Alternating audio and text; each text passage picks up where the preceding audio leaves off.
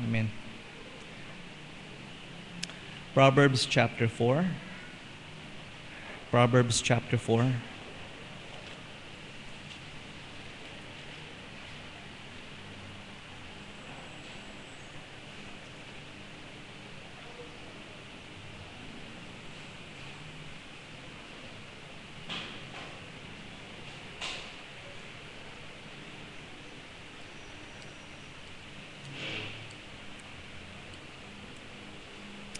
And we will read verse 1 to 8.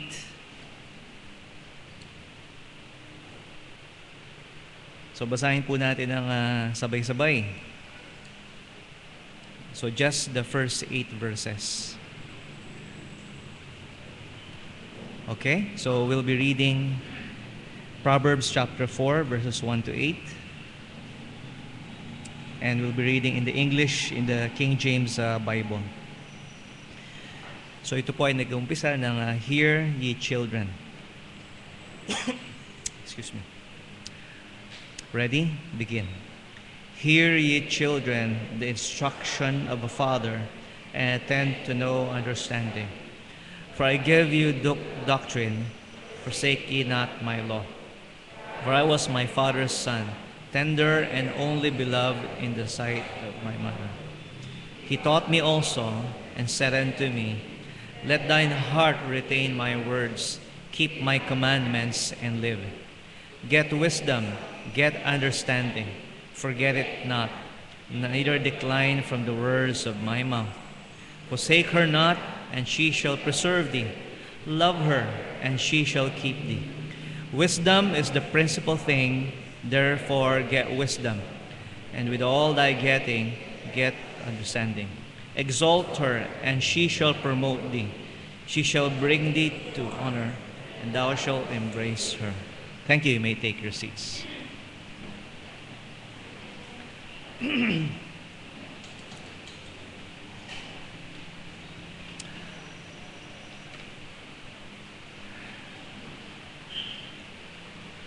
So we see here the advice, the instruction of a father to his children, to his son. And makikita po natin, mga minamahal, that the advice is to seek wisdom. Okay? So this is Solomon's words. And sinasabi niya po ito, what has been passed to him by his father David. And as David gave instruction to his children, so likewise as parents, sa paggawa po ng decision. So it's very important to have wisdom. To seek, after wisdom. To seek wisdom, like you are seeking for treasure, for precious stones. At sinasabi po rito, makinig ka, mabuti, and that in itself is good advice. But beyond dun sa instruction ng kanyang ama, okay, sinasabi rin sa kanya to get wisdom and understanding. So in other words, probably the person who is sharing this, passing this to his children, may be aware na siya po ay merong mga kahinaan at pagkukulang. And such is David. So alam naman natin hindi siya perpekto, And likewise Solomon. But the advice, the instruction is good if you heed it. So ang wisdom po ay matagpuan po natin sa pagtupad, sa pagsunod ng isang anak dito po sa sinasabi ng kanyang ama. As sinasabi po sa kanya, when you find wisdom, You know, forsake her not. Okay? Huwag mo siyang papakawalan. You know, wisdom is the principal thing.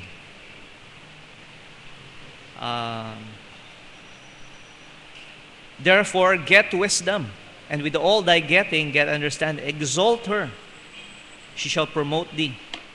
She shall bring thee to honor when thou shalt embrace her. So, pansin niyo po, sabi niya, her. You know, wisdom is personified as a woman. So, parang sinasabi sa kanya, pag itong si wisdom, nakita mo, wag mo nang pakawalan, pakasalan mo na kaagad. Okay?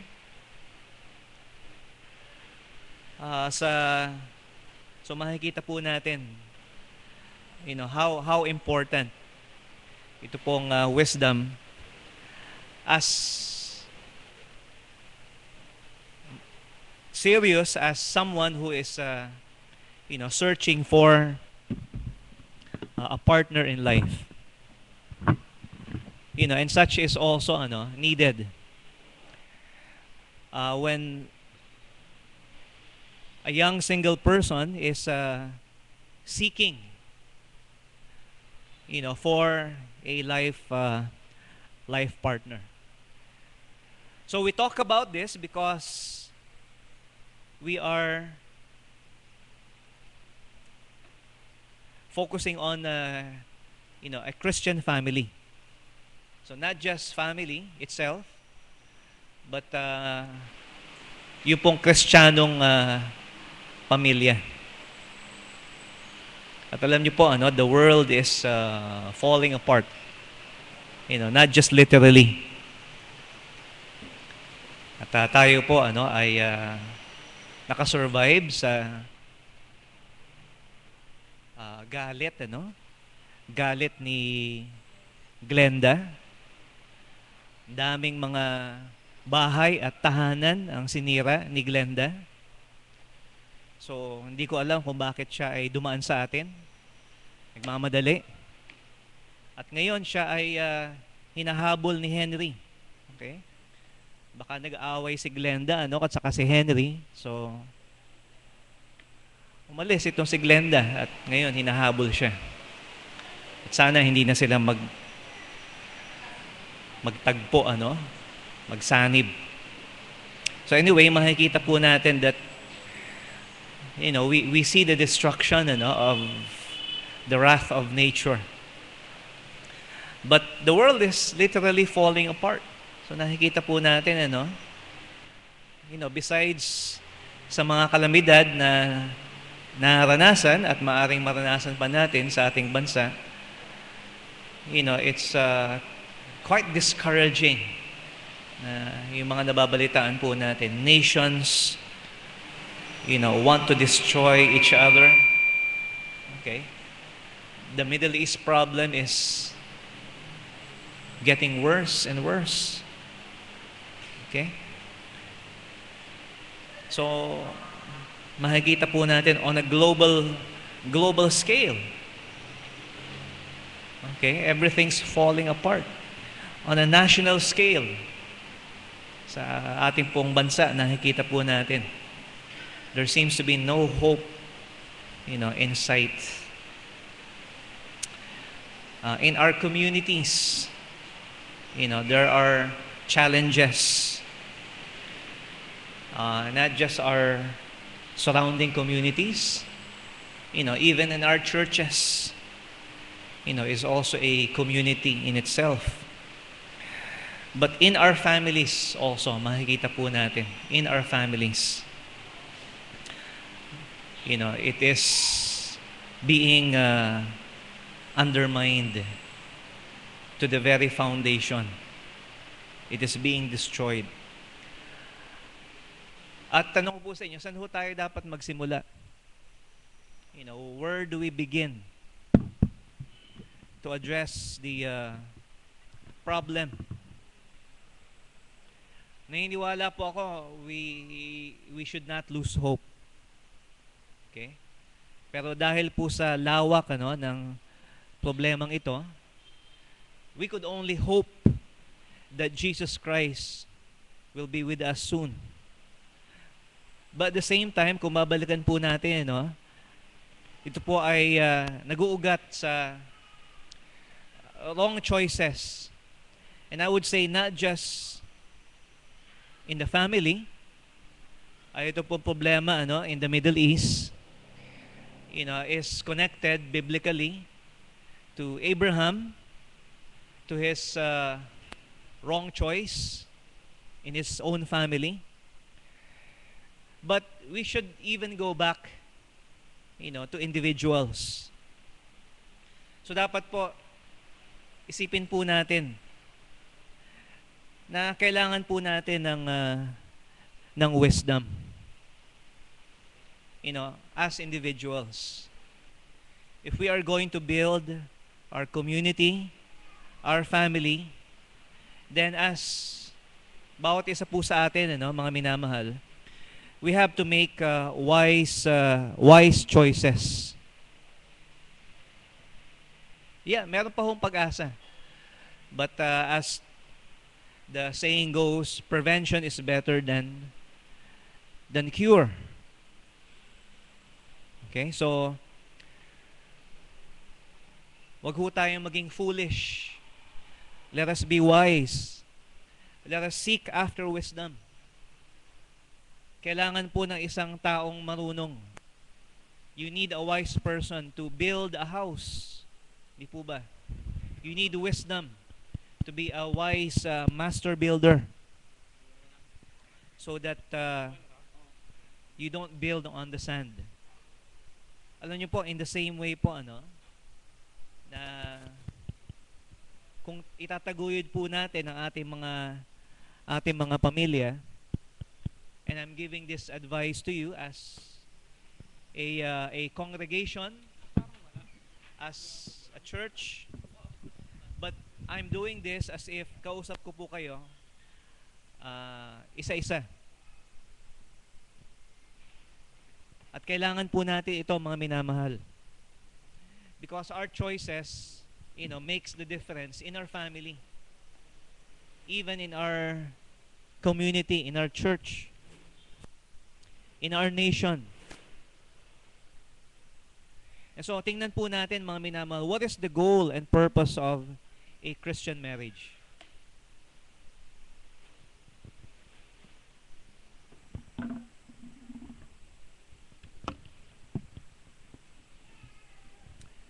Amen. Okay.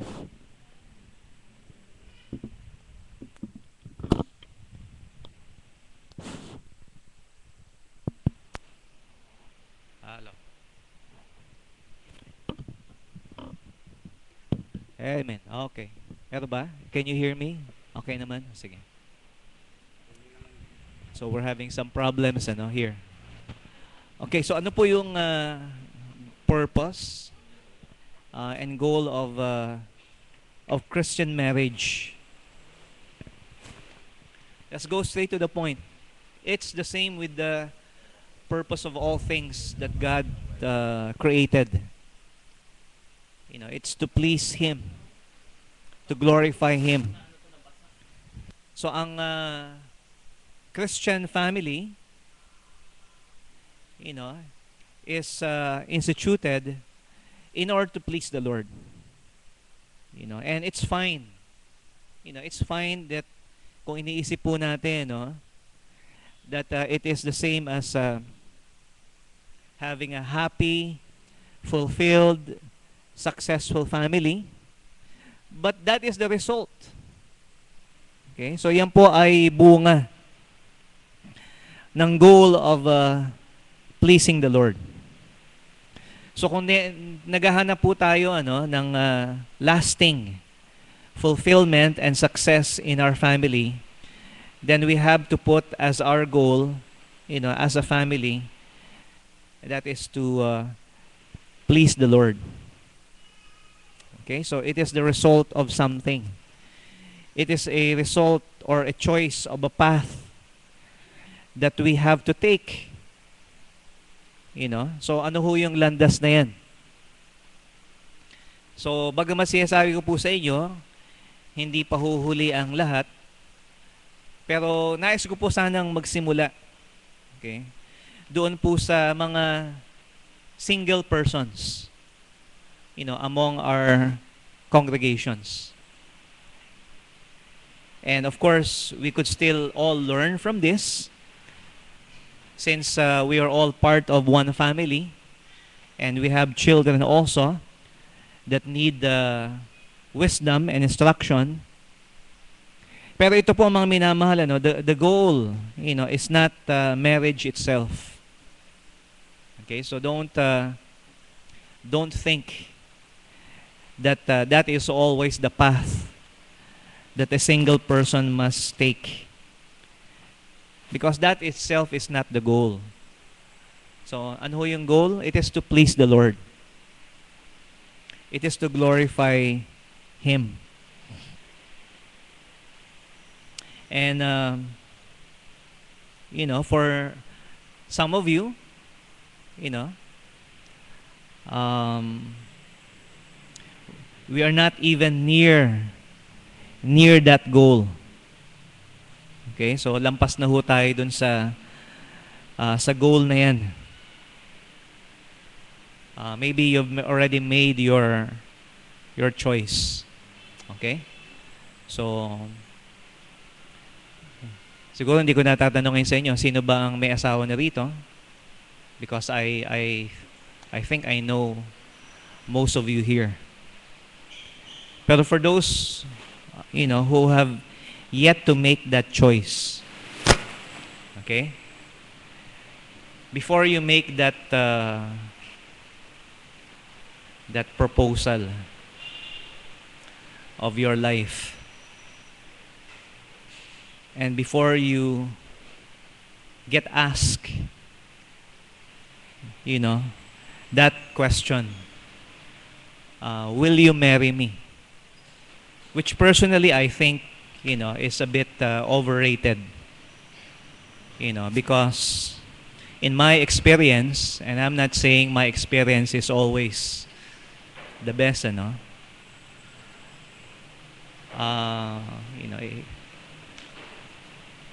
didn't ask that question.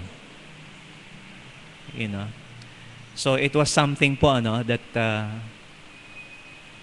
involved po ang pamilya po diyan, ang parents. Which is a good thing. Okay? So I think, it's not just something that you decide on the spot. Okay? Yun nga, dahil pinakain mo ko at pinakitaan mo ko ng malaking bato, sabihin nun, papakasalan kita. No, is that,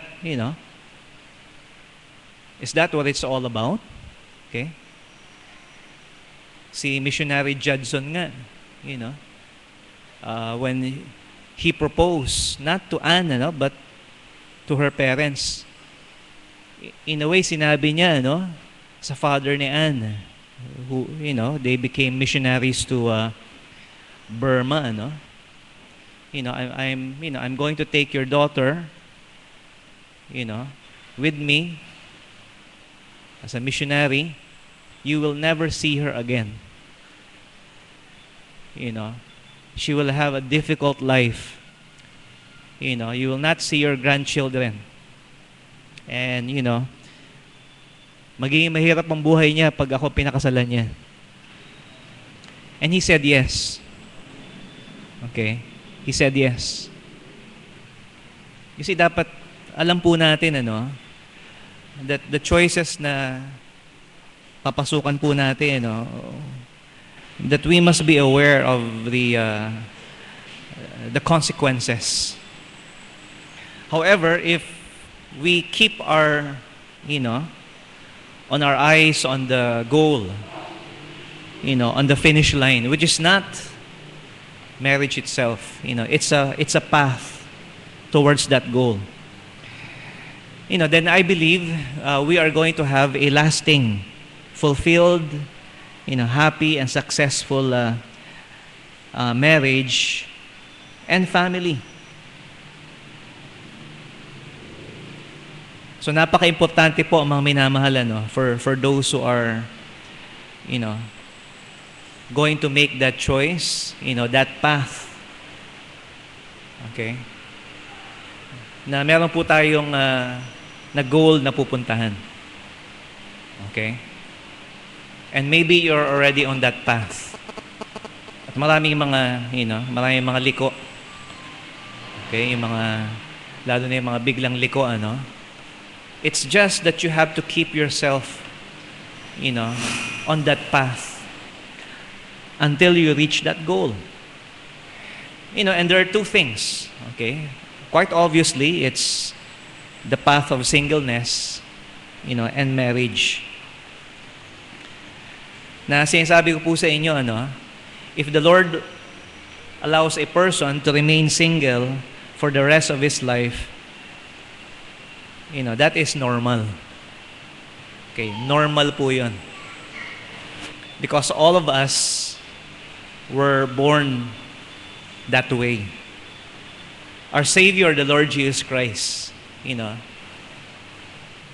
was on that path. And I believe, and some believe also, the Apostle Paul. And they were as fulfilled, as successful and happy, as that person who chose the path of marriage. Pero yun nga po sinasabi ko sa inyo, you don't have to choose that path. You are already on that path. And whether or not that path, okay, will change into, hindi mo na kailangang mag-detour, okay? Hindi mo na kailangang lumiko, hindi mo na kailangang mag-U-turn. You just keep going in that path. And if the Lord makes a change in that road, sa path na yan, okay? So hindi mo mamalayan, iba na pala. Okay? Iba na pala ito. Okay? Kanina, nasa pote ako ngayon. Coastal road na pala ito. Hindi mo na malayan. Hindi mo na kailangan lumiko. Yun nga lang, may toll fee. Okay? So in the same way po, when you are on that path of singleness and it changes, into marriage, there's also a price to pay for that. You will remember po, at ito po ang susi, mga minamahal po, while you are on that path of singleness. Okay? Ito pong tandaan po natin. The key is contentment. Now, everybody needs contentment, even those who have families and they are married. Pero ito lang po yung dalawang katanungan. Are you happy with God, with what God has given you? Ikaw ba ay nagpapasalamat sa Panginoon na, Panginoon, masaya ako at nagpapasalamat ako what I have right now? Basically, yun po ang ibig sabihin ng pagiging kontento. Pero meron pa. Are you happy? Are you thankful with what you are giving to God? So, hindi lamang masaya ka dun sa kung anong binigay sa iyo ng Panginoon Diyos, kundi masaya ka rin ba? Kung ano yung ginagawa mo o binibigay mo para sa Panginoon Diyos. Magsimula po tayo, huwag na po tayong lumayo. We remember Adam, the first man. Okay? So Genesis chapter 2, verse 18, ang sabi po ni Yahweh, it is not good for man to be alone. I will make an help meet for him. Now, if we try to understand kung ano pong ibig sabihin ng Panginoon, that it is not good for a man to be alone, He is not saying it is bad to be alone. So, wag ho natin ilagay yung kahulugan dyan na, isang masamang bagay pag ang isang tao po ay single at nag-iisa. Because sinasabi ko po sa inyo, no, Adam, in his perfect state, in his sinless condition, was not discontented. Okay? At kung ituturing po natin, ang pagiging hindi kontento ay isang kasalanan, then masasabi po natin by inference that Adam was not discontent. So hindi ho masamang bagay. Hindi ho abnormal. Hindi ho kasalanan ang nag-iisa. Adam was happy. He was happy because he was with the Lord. Adam was happy and content because ginagawa niya po yung pinapagawa sa kanya ng Panginoon. Di ba? So, Adam was in charge of the entire creation and he was, classifying yung mga plants and mga animals at kung ano ibigay na pangalan ni Adam doon, yun ang pangalan niya. Okay? Pero alam niyo po, merong gusto ang Panginoon. Bagamat okay na si Adam, happy na siya. He was where he was supposed to be. But God had other plans for him. And God wants him to have someone. So kaya nga po sinabi ng Panginoon, according to His plan, it is not good for a man to be alone. So kaya nga po binigay ng Panginoon ito pong si Eva. At nung nakita po ni Adan, ito pong si Eva. Okay, ano ho kayang pumasok sa isip niya? Hindi ho yung pumasok sa isip niyo. Ano yung pumasok sa isip niya? Ito ang pinakamagandang babae sa balat ng lupa. Dahil siya lang ang babae sa balat ng lupa. Okay?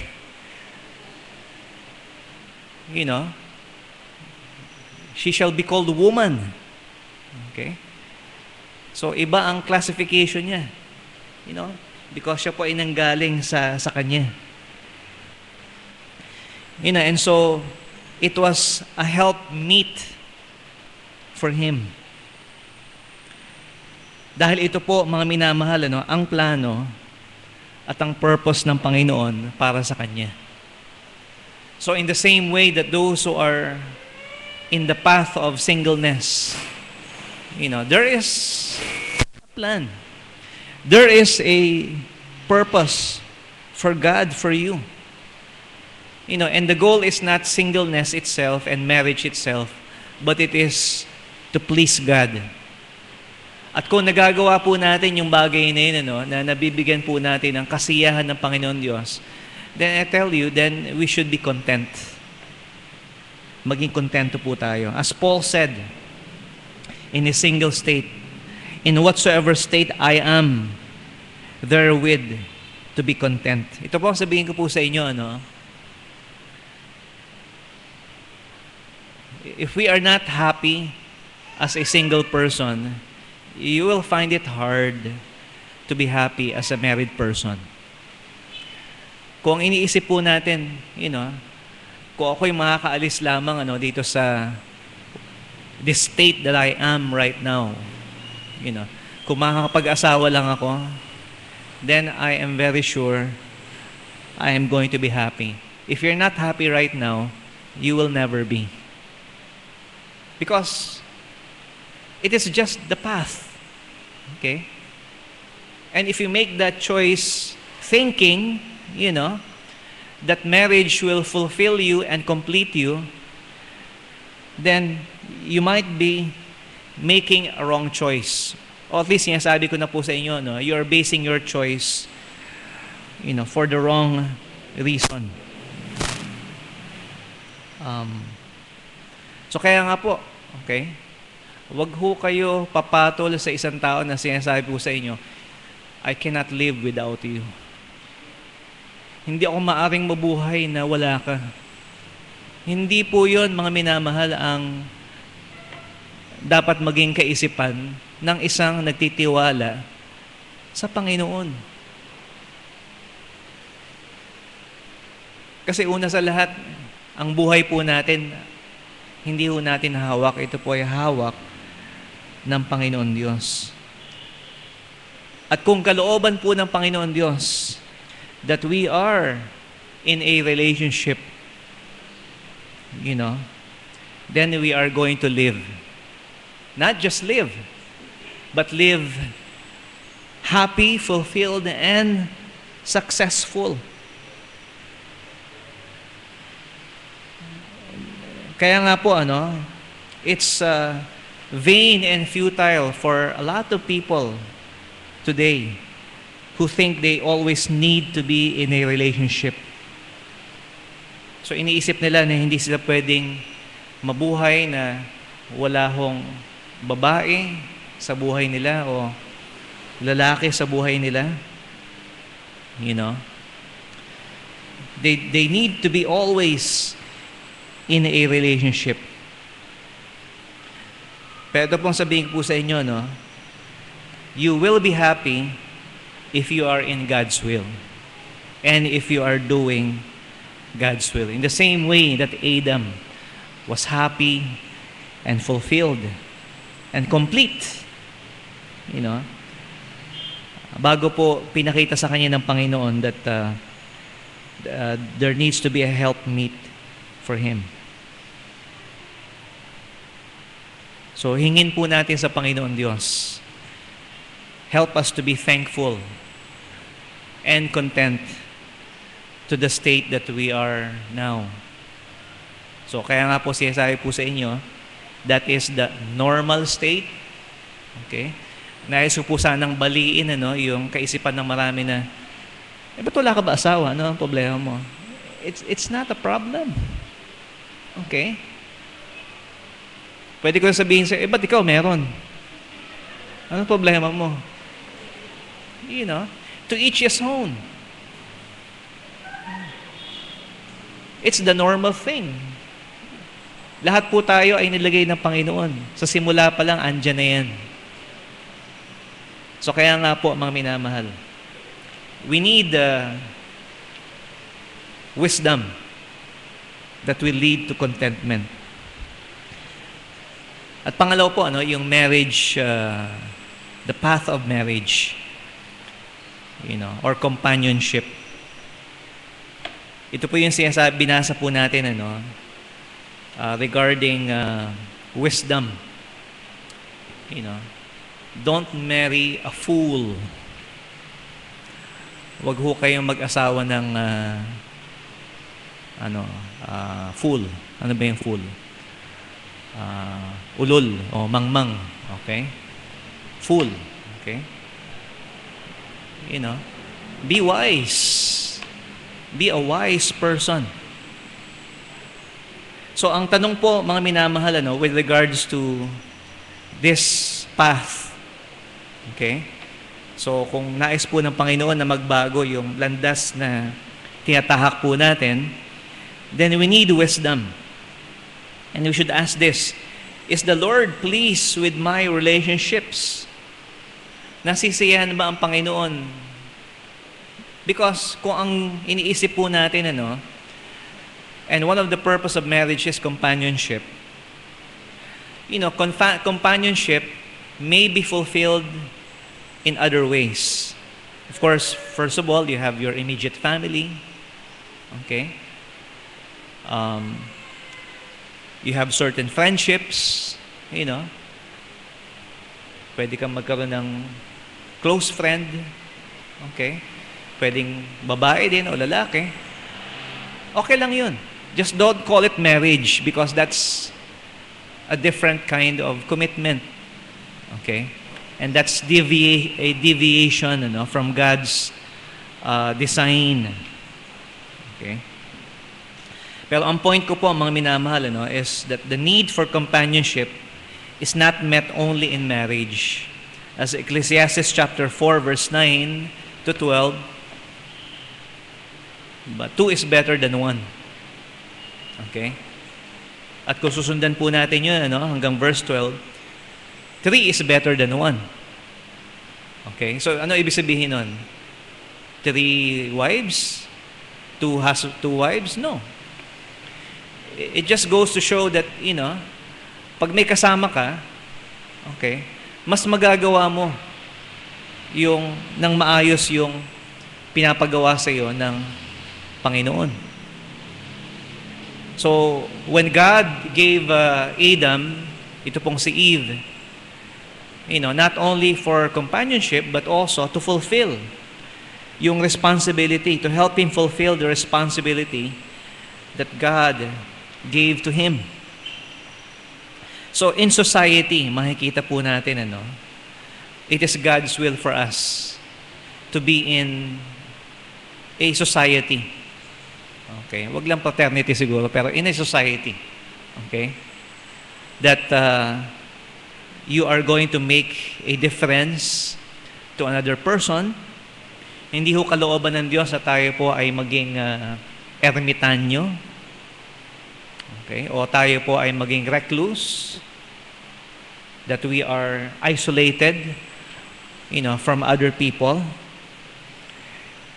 And some of us may even enjoy that. Okay? Maring yun ang gusto ko. Pero sinasabi ko po sa inyo, hindi ho yun ang kalooban ng Panginoon.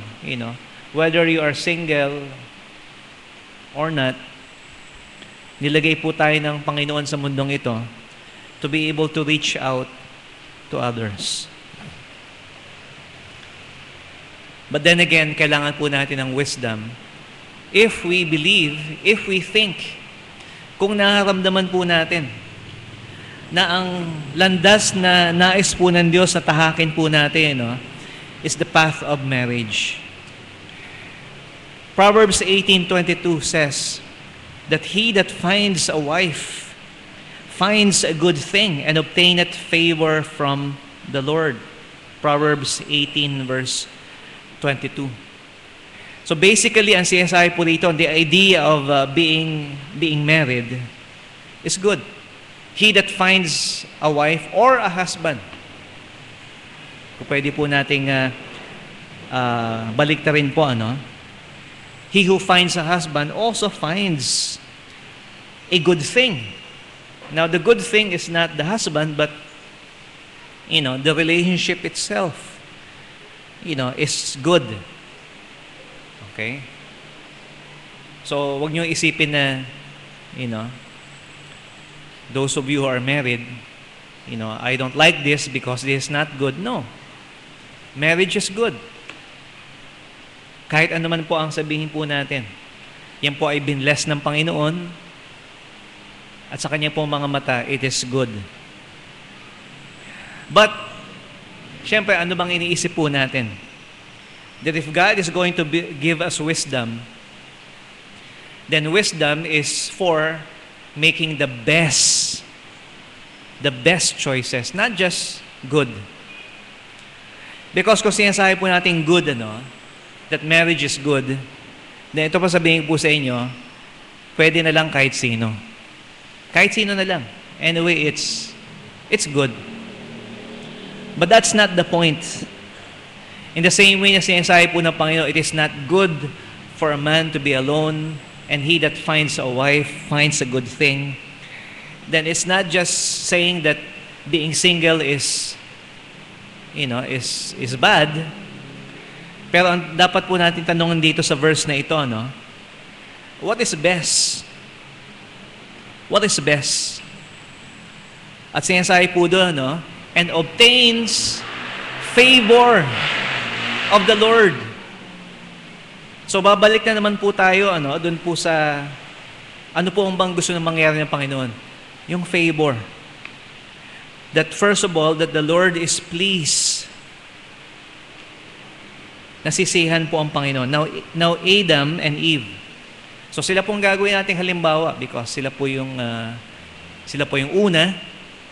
At nung sila po ay, pinagsama ng Panginoon Diyos, pareho silang hindi makasalanan. So we always go back to them. But in Genesis 2:18, sinasabi po doon, si Eve was given to Adam to be a helpmeet for him. Okay? Hindi, assistant, But ang sinasabi ito, yung meet, yung fitted. Okay? Yung akma para sa kanya. Ito talaga po ay talaga masasabi po natin.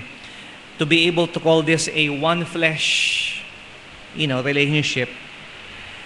Then the other half, which sometimes we say it's better half, okay? Out of modesty, pero kung tutuusin po, equal tayo. Okay? Pareho lang yan. And it's a perfect match. While we are not perfect, because after the fall, lahat po tayo makasalanan na. Pero makikita po natin, for them, it was a perfect match. No one else could be that helpmeet para kay Adam, but ito pong si Eve. Parang, nasabi ko last week, di ba? Parang hinati mo yung mansanas. Okay. So, pwede ba kahit ano bang kabiyak ang pwede mong idikit doon? Hindi pwede. Dapat, it's from the same apple. From the same flesh. Okay? So, ano po ang wisdom po rito? So, saan ka ngayon maghahanap? Okay? Bakit tinatapat mo yung mansanas at saka sibuyas? Okay? Pwede na rin kasi, takpan mo yung ilok mo, pareho lang lasa niyan, di ba? Sibuyas saka mansanas, they're the same. No, it's not. Okay? So kung hindi po kahit sino lang, in other words, hindi ho pwedeng bayabas o orange, obviously. Okay? Then ang tanong po natin, mga minamahal, saan po natin mahatagpuan ito?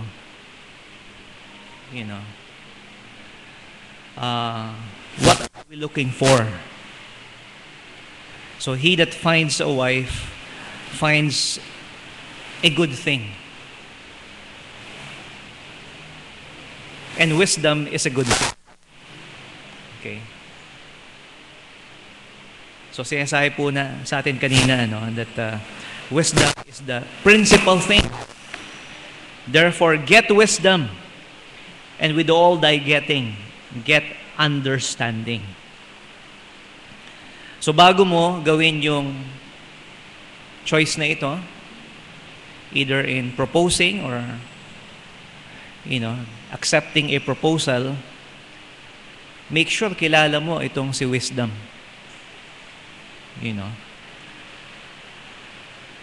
And wisdom is found in virtue. So, we're not going away from Proverbs, which is the book of wisdom. Ito po yung question. So, kung naghahanap po tayo, and ang kailangan po natin ay wisdom, then what are we searching for? Well, in Proverbs 31, he asked this question, verse 10, who can find a virtuous woman? So, ang tanong po dyan, hindi where, but who?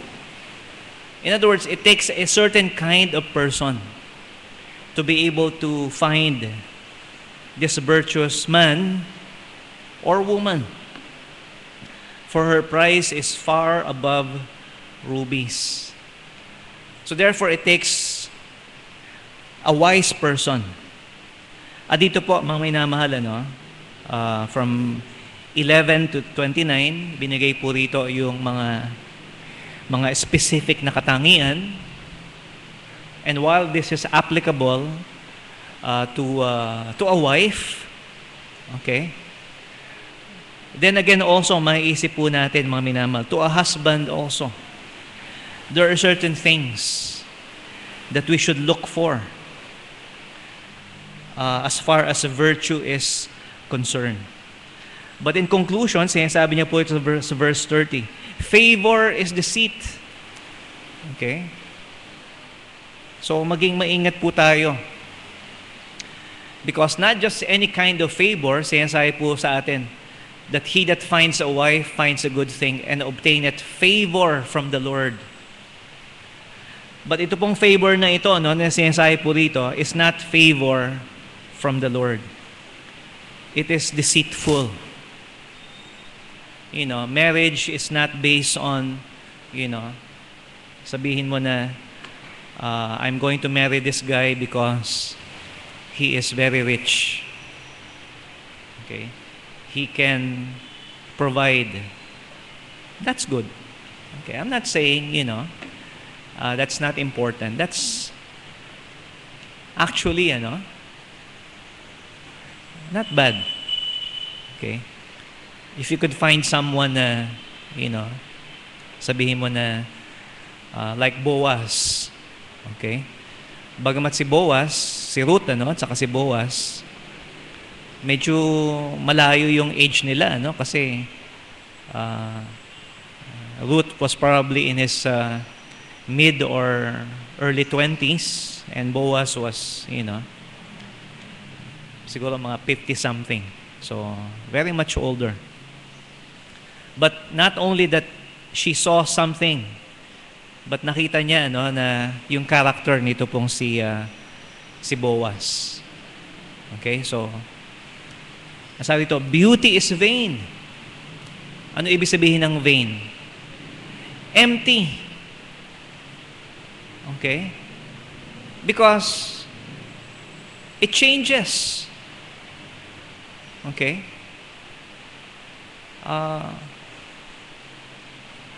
Sabi nga ni Shakespeare,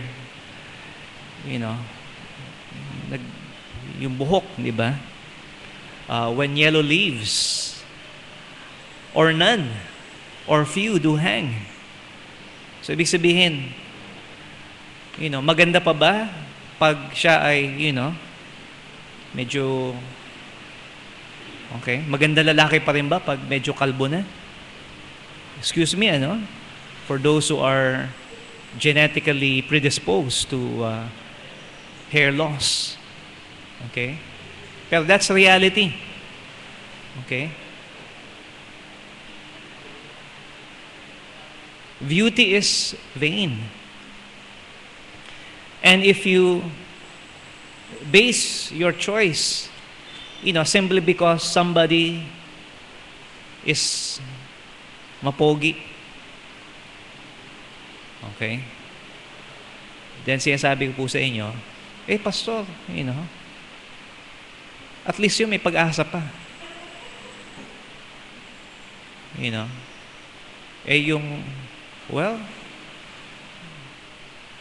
Be wise. Okay? I'm not saying it's wrong to find somebody that you are attracted to. Pero in the end, that's not it. Okay? It's going to be lost very soon. Pero ano bang sinasabi po rito? But the woman, and we could also say, but the man that fears the Lord, shall be praised. So ito lang po ang tanong sa inyo. Does this person fear the Lord? Pastor, siya po ay isang mananampalataya. No, that's not the question. Does he fear the Lord? Well, Pastor, she is a Christian. That's not the question. Because a lot of persons that I know, they don't fear the Lord. And if you keep objecting to that, then ito sabihin ko sa inyo, you don't fear the Lord. Okay?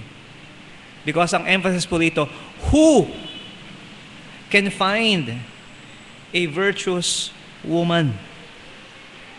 So, ibig sabihin po, okay, we need to be that kind of person. I know people can change. Then you wait. But the real problem is that we ourselves, tayo po mismo, we don't have that fear of God in ourselves. Okay? So, ibig sabihin ng pastor, compatible kami kasi pareho kaming walang takot sa Panginoon Diyos. Well, maybe. Okay? But, ano bang goal natin? It's not just compatibility or companionship. It's favor from the Lord. Proverbs 29:25 says, "The fear of man bringeth a snare."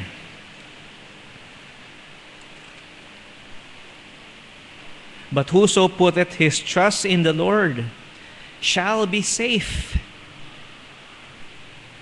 Okay? It's better to be safe than sorry. And the fear of man is a trap. I don't want you to think someday na, parang na-trap ako. I feel trapped and I cannot get out of it. Well,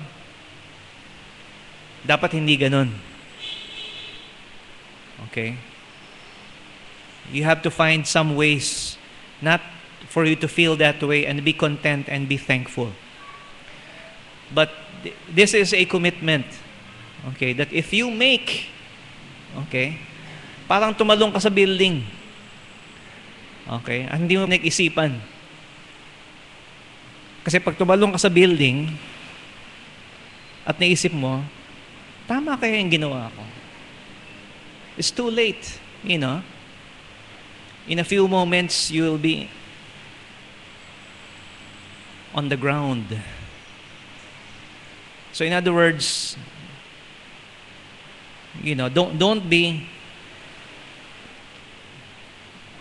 wag po tayong maano doon sa pain na, because takot po tayo, that we are going to be alone, or what other people think of us, or we look at certain favor, and we look at beauty. It's all a trap. It means nothing to the Lord because it doesn't last. What lasts, okay, and we want it to last for a lifetime, is when we please the Lord. And when we seek wisdom, we do not just settle for, okay, this is good. But we seek what is God's best. That which will bring favor because it fulfills the goal. At ano po yung goal po natin, mga minamahal? To please God. Whether you are a single person or married. So, balik po tayo. What we're really talking about is a Christian family or Christian marriage.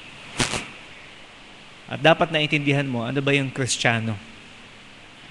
Hindi lamang yung nagtitiwala sa Panginoon, kundi isang tao na sa biyaya ng Diyos ay ginagawa yung kanyang kalooban. And you could never know contentment. You can never please the Lord if you are not in a relationship, first of all, with Jesus Christ. So yun po, mga minamahal, ang unang-unang bagay, as individuals, okay? Bawat isa pong individual, whether you're married or not, you have to consider, ano ba ang relationship ko sa aking Panginoon Diyos na lumikha po sa akin? Am I a child of God by faith in Jesus Christ? So let's pray. Loving Father, maraming pong salamat sa iyo at pinag-usapan po namin ito. At bagamat kausap ko po, Panginoon, ang pangkalahatan, dalangin ko, Panginoon, sa iyo na kayo po ang nakikipag-usap sa bawat isa, lalo na po sa sino man po, Panginoon, na nasa Kanya pong mga kamay. Iniisip niya, nasa Kanya mga kamay ang pagpili kung anong daan ang Kanya pong tatahakin. At ipaalala mo, Panginoon, sa Kanya na kayo po ang naglagay sa Kanya sa landas na ito, Panginoon, at kayo po ang magdadala po sa Kanya sa patutunguhan po, Panginoon, which is eventually the most important of all, to give glory and honor to you. Maraming pong salamat po, Panginoon. Thank you, Lord, that we are not without instructions. You have given us wisdom. You have given us people, even family. People in our family, Lord, na magpapaalala po, Panginoon, sa amin at mananalangin po para sa amin na matagpuan po namin po, Panginoon, ang karunungang ito. Help us, Lord, to be wise. Help us, Lord, to be wise so that we may have favor from you and so that we may please you in all things. Ito po ang aming samot dalangin sa pangalan ni Jesus. Amen.